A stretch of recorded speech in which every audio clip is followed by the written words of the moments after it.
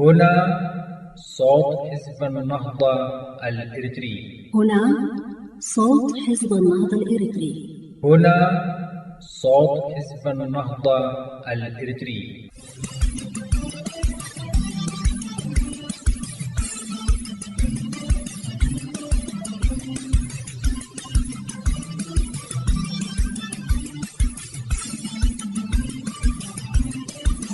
يأتيكم بث صوت حزب النهضة الإريتري على شبكة الإنترنت على العنوان التالي www.irnahda.org من إعداد مكتب إعلام حزب النهضة الإريتري.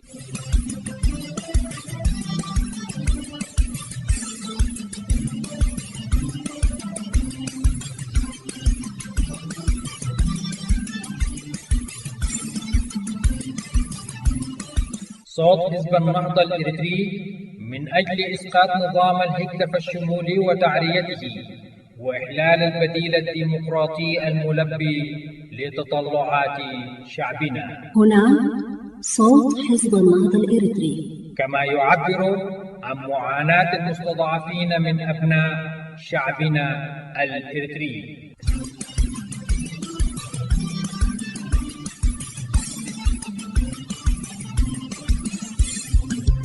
مستمعينا الأعزاء في كل مكان، أعضاء ومؤيدي حزب النهضة الإريتري أينما كنتم، السلام عليكم ورحمة الله وبركاته. من القسم العربي في إذاعة صوت حزب النهضة الإريتري، صوت النضال المستمر حتى تحقيق أهداف شعبنا في العدالة والديمقراطية. نهيب بكل مواطن إريتري حر في داخل إريتريا أو خارجها أن يكون قلعة حصينة في التصدي والصمود، وصوتا مدويا بالحق في وجه عصابات النظام الدكتاتوري الإريتري الذي يعبث بمستقبل شعبنا وأرضنا.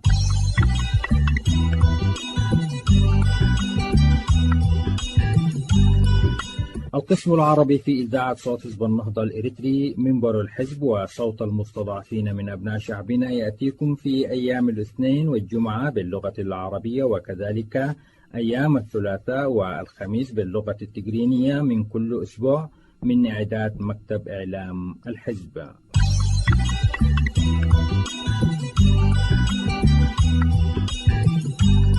تتابعون أولى فقرات بثنا اليوم الاثنين الثاني من نوفمبر 2020، النشرة الإخبارية، ثم تليها دائما فقرات من التقارير والتعليقات واللقاءات السياسية التي تسلط الضوء على مجريات الأحداث في داخل إريتريا وخارجها، وكذلك تطورات الأنشطة الداخلية لحزب النهضة الإريتري. وقتا طيبا وسعيدا نتمناه لكم مستمعينا الأعزاء أينما كنتم مع فقرات بث القسم العربي في إذاعة صوت حزب النهضة الإريتري. أما الآن ندعوكم لمتابعة نشرة الأخبار، وهذه عناوينها.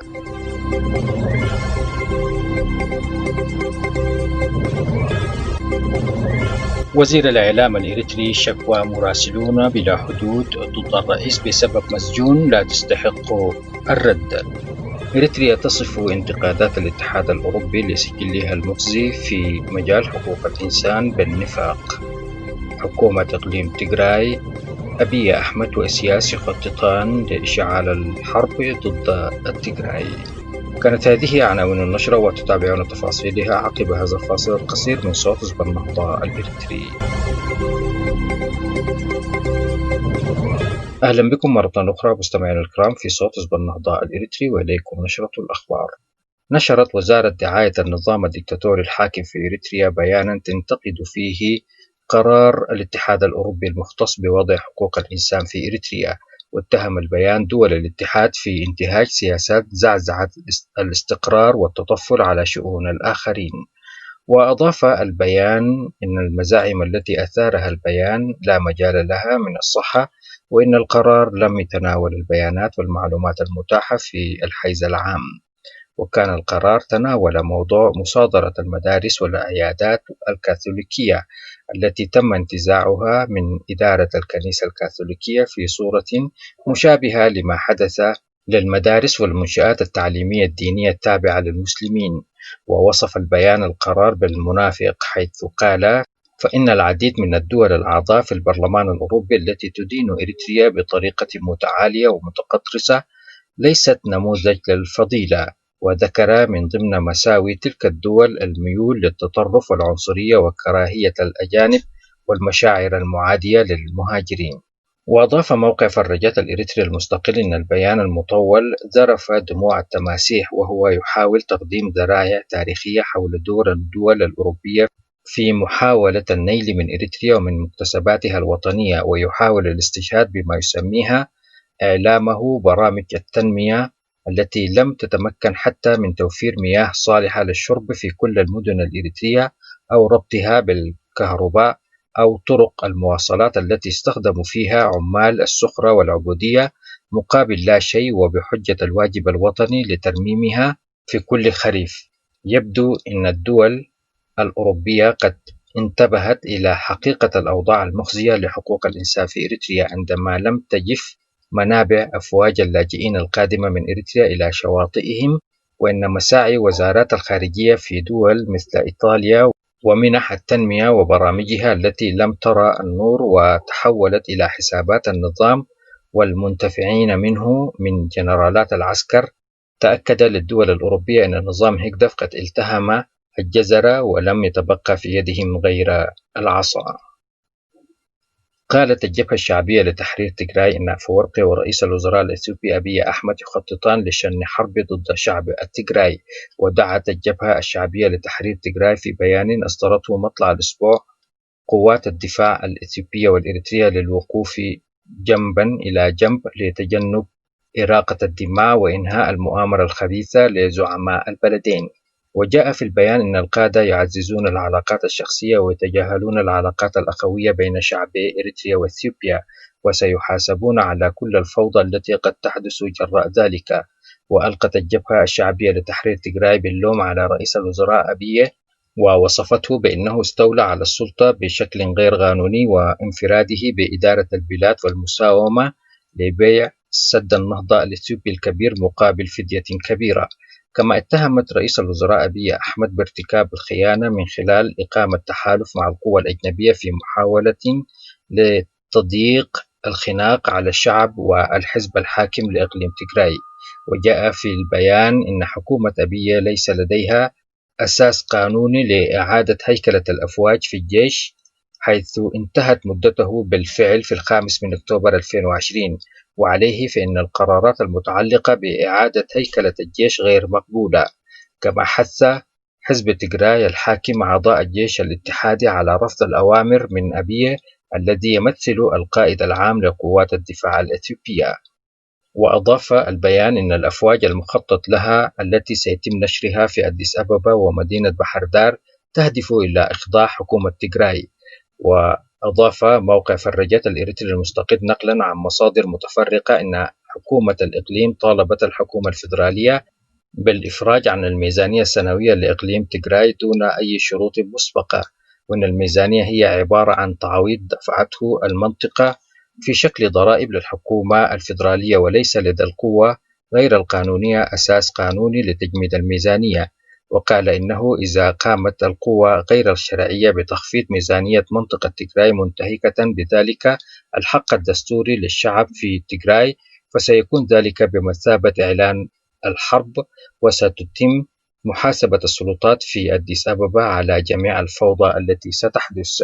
تدهورت العلاقات بين الحكومة الفيدرالية الإثيوبية ومنطقة تيغراي بعد أن أجرت الأخيرة انتخابات أحادية الجانب في سبتمبر الماضي في تحد لقرار مجلس الشيوخ بتأجيل الانتخابات الوطنية بسبب كوفيد-19. وصوت مجلس الشيوخ في البرلمان الاتحادي فيما بعد لاستبعاد المنطقة من المسائل الرسمية وفرض مجموعة من الإجراءات القاسية بما في ذلك تخفيض الميزانية المخصصة للمنطقة. ويقول منتقدون إنه على الرغم من استبعاد أن يقوم أبي أحمد بعمل عسكري ضد المنطقة، إلا أن الحرب قد تندلع قريبا إذا استمرت الخلافات على هذا النحو. صرح وزير الإعلام الإريتري ماني جبر مسقل بأن اتهام منظمة مراسلون بلا حدود لرئيس إسياس أفورقي و7 من المسؤولين البارزين بارتكاب جرائم ضد الإنسانية لاحتجاز صحفي سويدي يدعى داويد إسحاق لنحو عقدين تقريبا لا تستحق الرد. وقال في رسالة عبر الهاتف لوكالة بلومبيرغ للأنباء إن الخطوة منافية للعقل وسخيفة لدرجة لا تستحق الرد، حسب ما أوردته صحيفة الشروق المصرية. وكانت مراسلون بلا حدود قد حركت دعوى قضائية في السويد داعية إلى تحقيق جنائي جاد في تعذيب وخطف والإخفاء القسري لإسحاق الذي اعتقل في 2001 عندما عاد إلى الدولة الواقعة في القرن الإفريقي للقيام بإدارة الصحيفة. ويحمل إسحاق الجنسيتين الإريترية والسويدية، يرأس أفورقي إريتريا منذ استقلت البلاد عن إثيوبيا في عام 93 و900 وألف، ولا يوجد في البلاد حرية صحافة، وتعتلي المرتبة 178 من أصل 180 دولة في مؤشر عالمي لحرية الصحافة تجمعه منظمة مراسلون بلا حدود، ويليها كوريا الشمالية وتركمانستان. وقالت المحامية شيرين عبادي الحائزة على جائزة نوبل في السلام، وهي أحد الموقعين على الشكوى، في بيان في 21 من أكتوبر 2020: العدالة في إريتريا لن تتقدم طالما أن هؤلاء الأشخاص قادرين على التصرف بدون خوف من العقاب، ولم تتم أي محاولة لإدانتهم من جانب الدول التي يمكنها فعل ذلك. وأضاف موقع دوليس الإريتري المستقل إن عددا كبيرا من الصحفيين الإريتريين قد رحب بخطوات المنظمة الدولية، كما تداول نشطاء التواصل الاجتماعي الخبر، مما أزعج النظام الإريتري الذي لا يكترث لمثل هكذا أخبار. بنهاية هذا الخبر مستمعينا الكرام نصل بكم إلى ختام نشرتنا قدمناها لكم من صوت حزب النهضة الإريتري.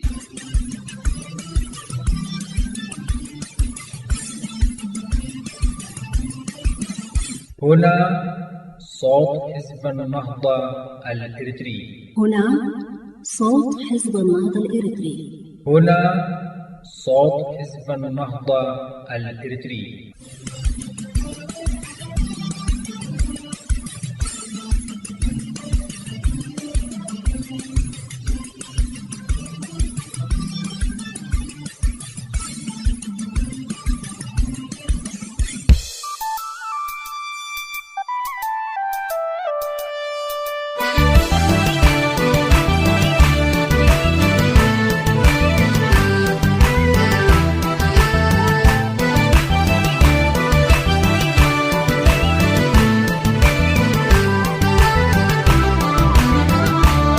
نجدد لكم التحية مستمعينا الأعزاء من القسم العربي في صوت حزب النهضة الإريتري. وفيما يلي تتابعون: البرلمان الأوروبي يطالب النظام الإريتري بالإفراج عن داويد إسحاق وبقية السياسيين.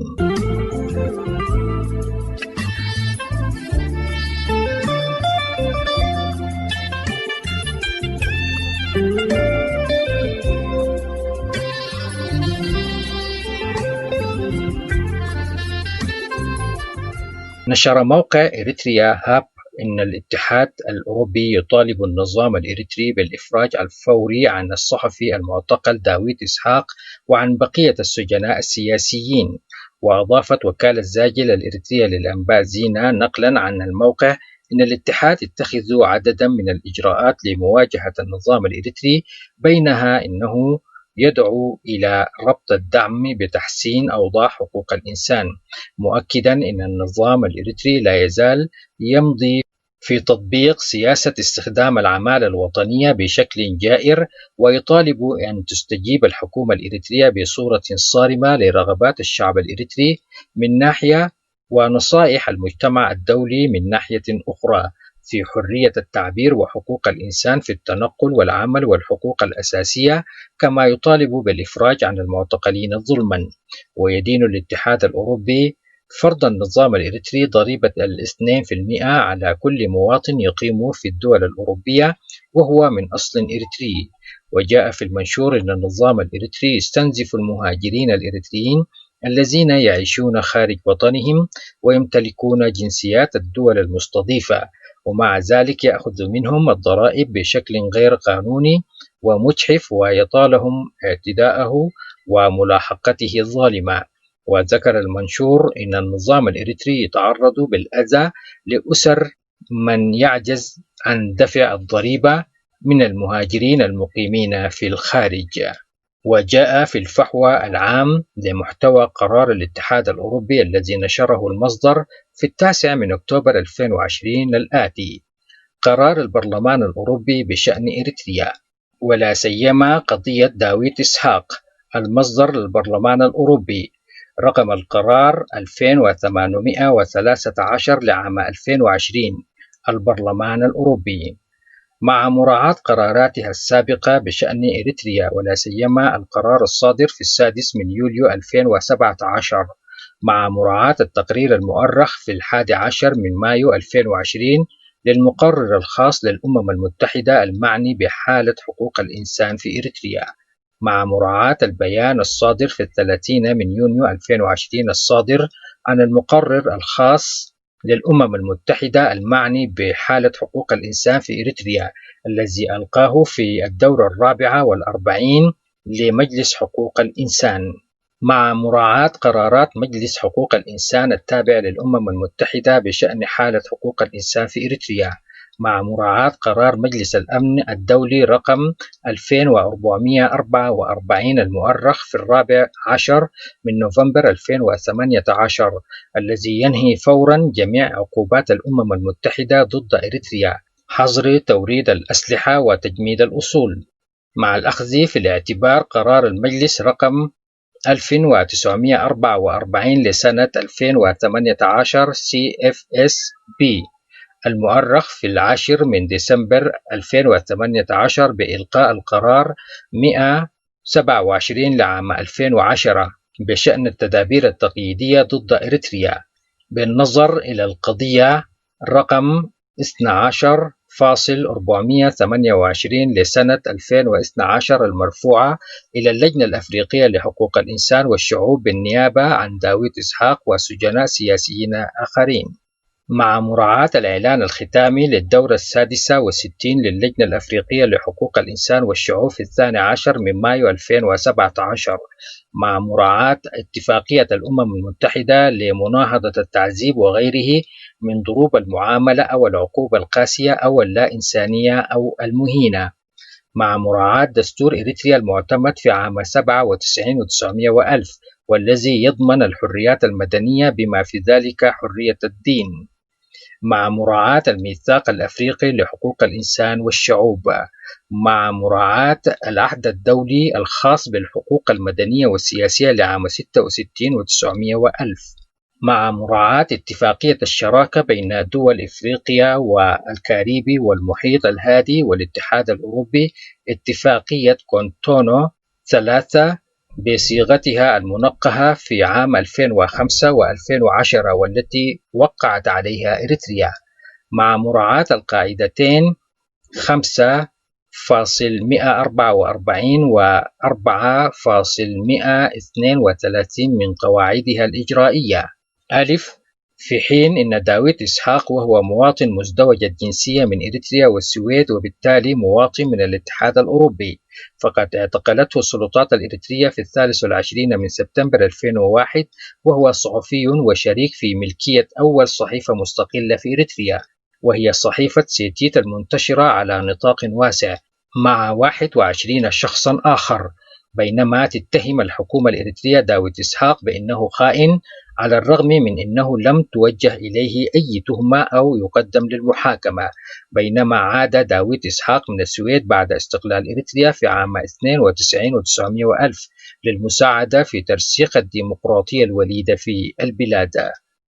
ب، حيث إن الاعتقالات حدثت بعد نشر رسالة مفتوحة تدين النظام وتطالب الرئيس إسياس أفورقي بإجراء إصلاحات ديمقراطية، في حين أعلنت الحكومة في يوم الاعتقالات منع جميع وسائل الإعلام المستقلة، في حين أن المعتقلين لم توجه إليهم تهم بارتكاب جريمة.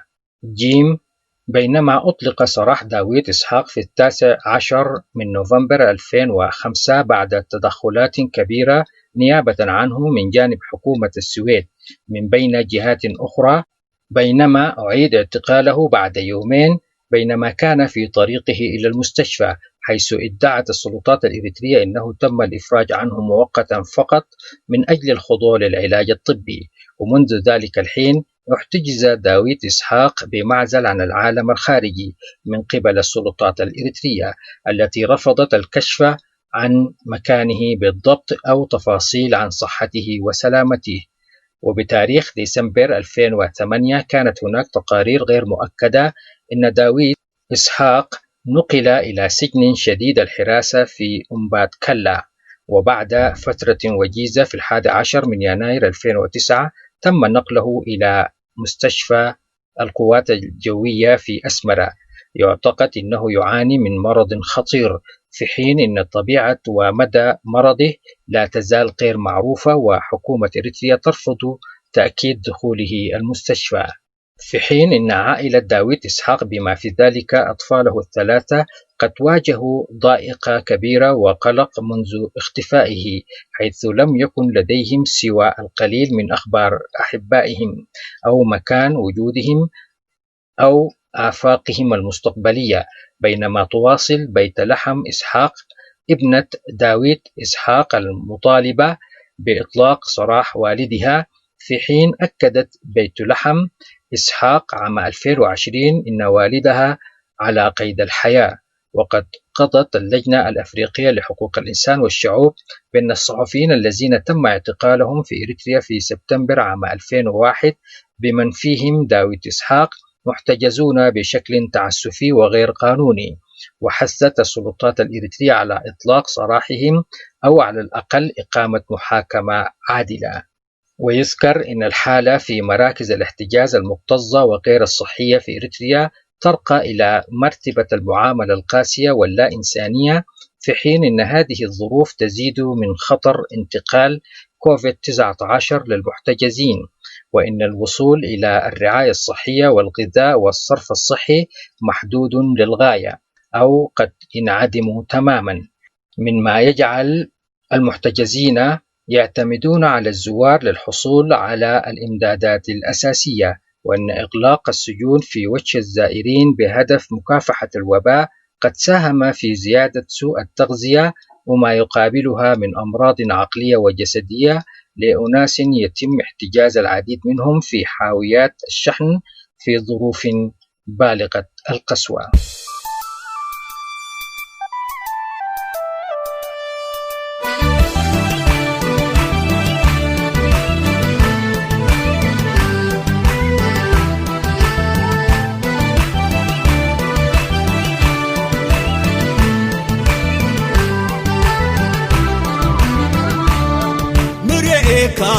تم وبسمعك تم مرئيك تم وبسمعك تم من تتهاجى أبوك إنكم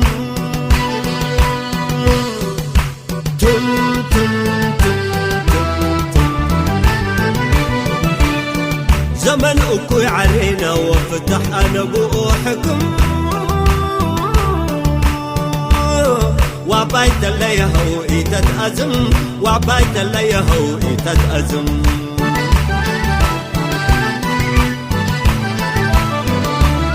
أنا لا توي أزم وعفويا يلقم أنا لا توي أزم وعفويا يلقم باسر وتساقم نية الشعب قد تتمم باسر وتساقم نية الشعب قد تتمم طيور قبوة حوال الأزم قبيل ذي بحمم طيور قبوة حوال الأزم قبيل ذي بحمم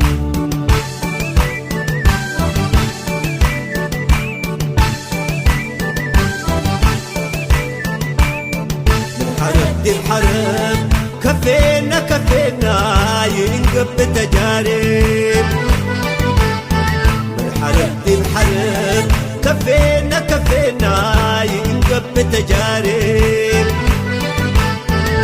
زلم دي زلم كفينا كفينا ينبر دي بحلم سوبوا لك بالكراسي والدلاق الكرسي حلم سوبوا لك الكراسي والدلاق الكرسي حلم سميتوا انكري قبيلنا لزلم إريتريا نتألم سميتوا انكري قبيلنا لزل إريتريا لزل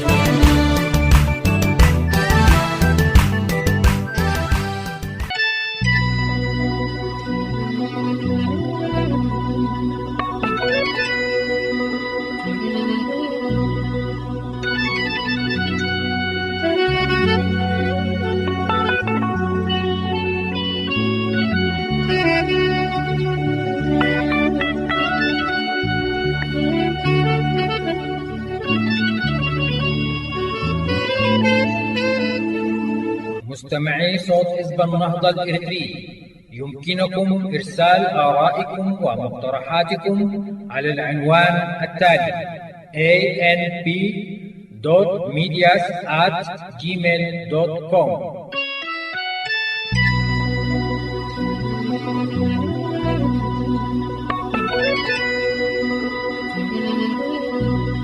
كما يسعدنا مستمعينا الأعزاء أن نرد على كل مقترحاتكم واستفساراتكم بكل اهتمام وتقدير.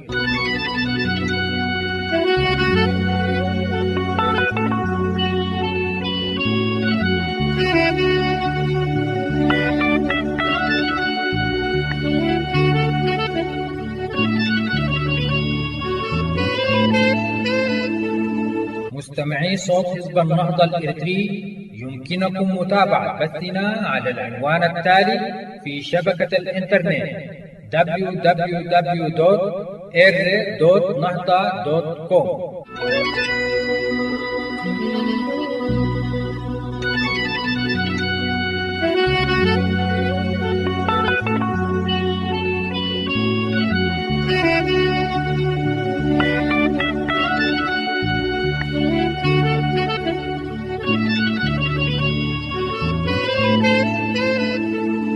مستمعينا الأعزاء في كل مكان، متابعي برامج صوت حزب النهضة الإريتري، بنهاية هذه الفقرة نصل وإياكم إلى ختام برامجنا التي أديناها لكم من إعلام حزب النهضة الإريتري لهذا اليوم. مستمعينا الأعزاء، إلى أن نلتقيكم في برنامجنا القادم، نترككم في رعاية الله وحفظه. هنا صوت حزب النهضة الإريتري. هنا صوت حزب النهضة الإريتري. هنا صوت حزب النهضة الإريتري.